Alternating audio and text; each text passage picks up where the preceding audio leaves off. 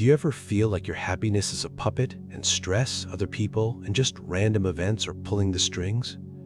You have a good day all planned out, and then one bad email, one frustrating comment, or one unexpected problem completely hijacks your mood.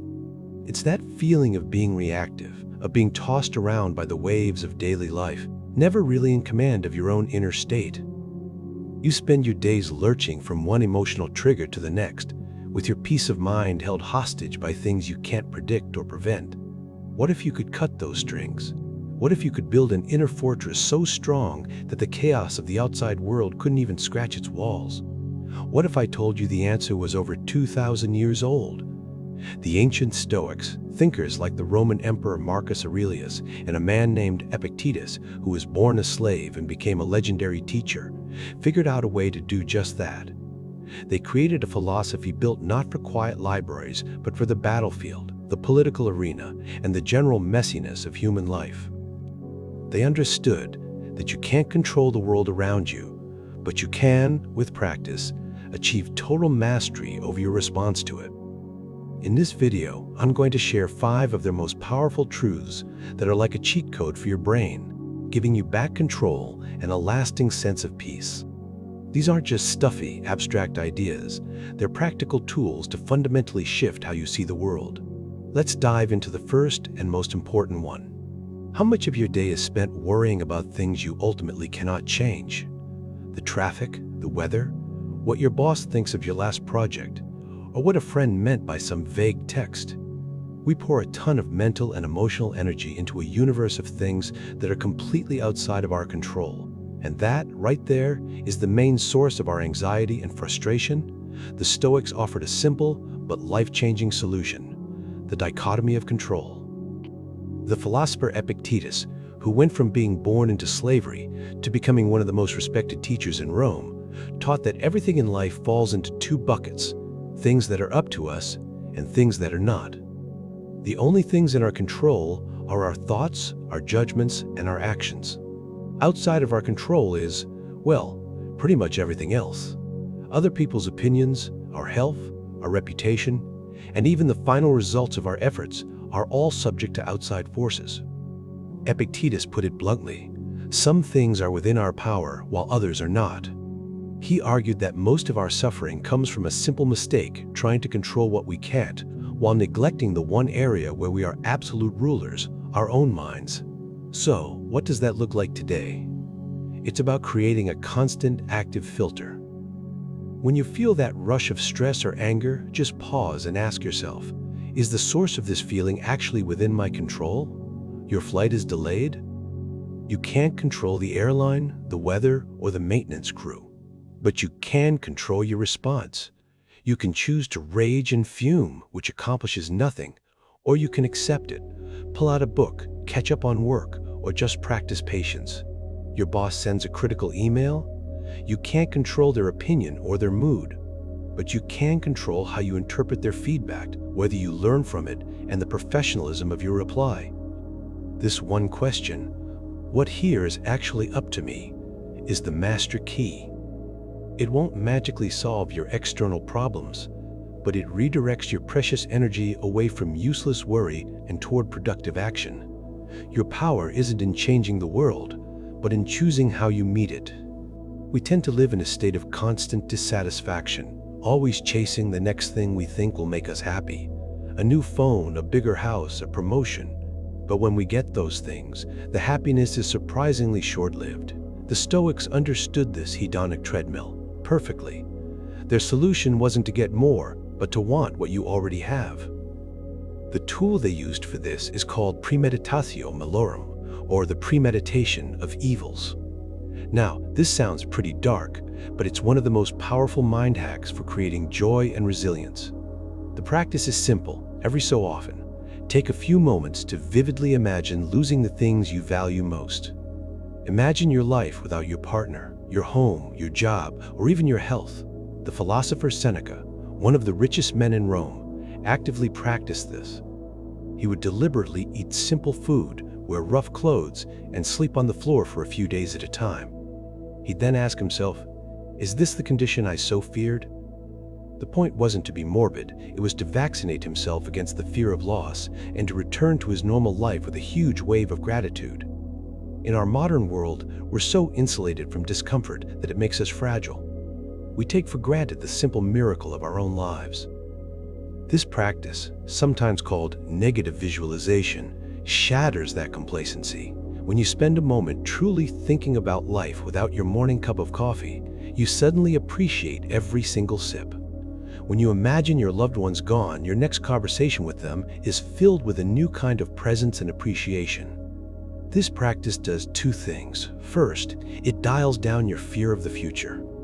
By mentally walking through worst-case scenarios, you realize you have the inner strength to handle them, which makes you bolder and less anxious. Second, it fills your present moment with intense gratitude. You stop seeing your life as a list of problems to solve and start seeing it as a collection of gifts to be cherished. Start small. Tomorrow morning, before you get out of bed, spend 60 seconds imagining one thing you treasure is gone. Then, open your eyes and feel that rush of relief and gratitude that it's still there. You've just manufactured genuine happiness without needing to buy a single new thing. Our society is obsessed with results. We celebrate the win, the promotion, the A grade, the viral video. We tie our self-worth directly to these external outcomes. The problem, as we've already covered, is that outcomes are not fully in our control. You can write the best book of your life, but you can't control if it becomes a bestseller. You can deliver a flawless presentation, but you can't control if you get the contract. When your happiness is tied to the result, you're setting yourself up for a life of emotional ups and downs. The Stoics suggested a radical shift in focus. The goal isn't to win, but to play your best game. Think of a Stoic archer.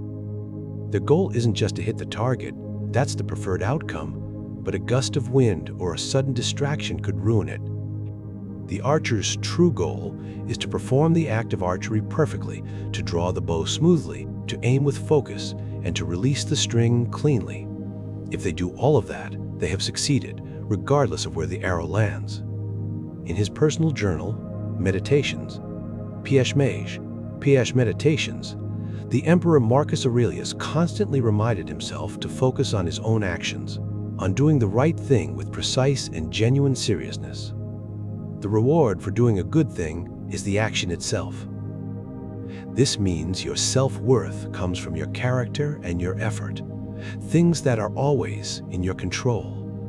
This mindset basically makes you invincible. If you focus on your effort, you can succeed every single time. So how do you apply this? Redefine your goals. Instead of, I want to get a promotion, your goal becomes, I will consistently do my job to the best of my ability and look for ways to add value. The promotion is a bonus, not the scoreboard for your self-worth. Instead of, I want to lose 20 pounds, your goal becomes, I will stick to my workout and nutrition plan this week. You untie your sense of accomplishment from the number on the scale and attach it to your daily discipline. This frees you from the crippling fear of failure and the constant need for someone else's approval. You start acting with integrity because that's who you want to be, not because of what you'll get. You find deep satisfaction in the work itself, and you can handle both success and failure with the same calm attitude because your real victory was already won in the effort you gave. Most of us stumble through our days on autopilot. We get angry in traffic, procrastinate on big projects, and speak harshly to people we love. Then, we wake up the next day and repeat the same patterns, wondering why our lives aren't changing.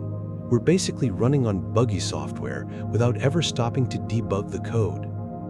The Stoics were huge believers in the power of reflection. They knew self-awareness was the first step to self-improvement.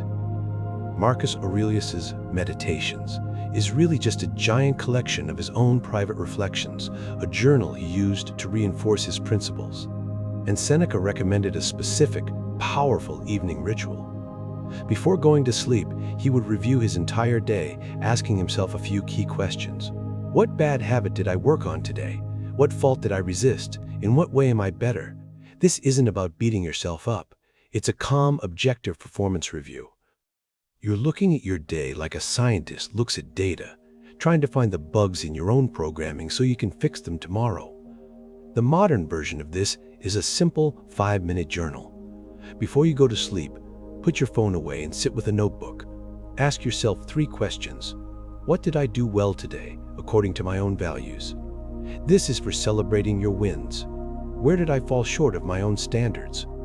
This helps you spot areas for growth. What will I do differently tomorrow? This creates a clear, actionable plan. Maybe you lost your temper. Why? Because you were tired and hungry. Okay, tomorrow you'll be mindful of that and grab a snack before you hit that breaking point. Maybe you wasted an hour scrolling on your phone. Why? Because you were avoiding a tough task.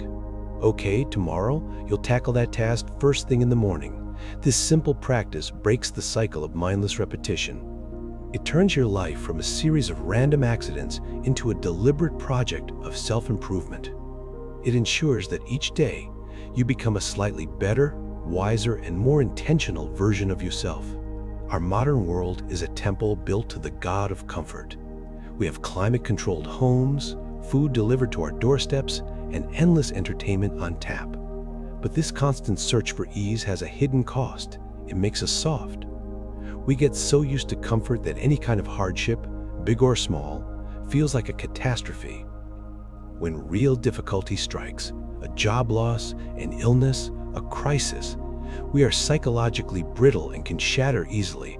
The Stoics knew that resilience, just like a muscle, has to be trained. You can't expect to be strong in a crisis if you've only ever lived in comfort.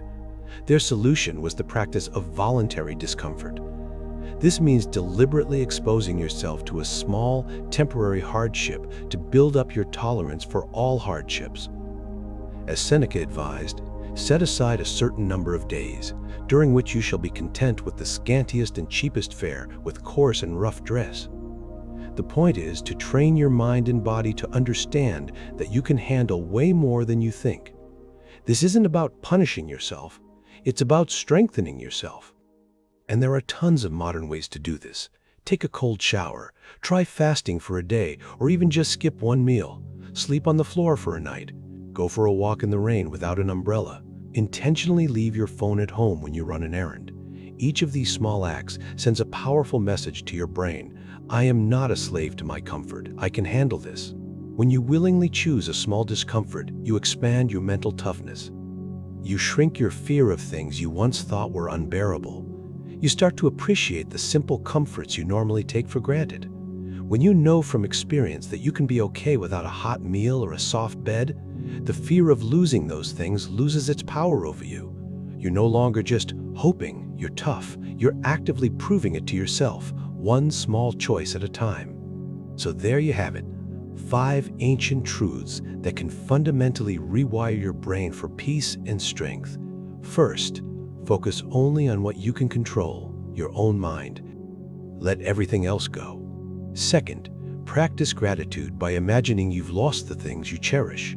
Third, measure your success by your effort, not the final result. Fourth, review your actions every single day to consciously improve. And fifth, build your mental toughness by choosing to be voluntarily uncomfortable. These aren't just nice sayings. They are a call to action. Stoicism isn't a philosophy you just read about. It's a philosophy you just read about. It's a philosophy you do. You are not a puppet whose strings are pulled by things that happen to you. You have the power to be the master of your inner world, to stand firm like a rock as the waves of life crash against you. Your inner peace isn't something you just hope for. It's something you build day by day, action by action. If this resonated with you and you want to continue this journey of mastering your mindset, make sure to subscribe and click the bell so you don't miss our next video. We're building a community of modern warriors dedicated to living with courage and calm. Thanks for watching.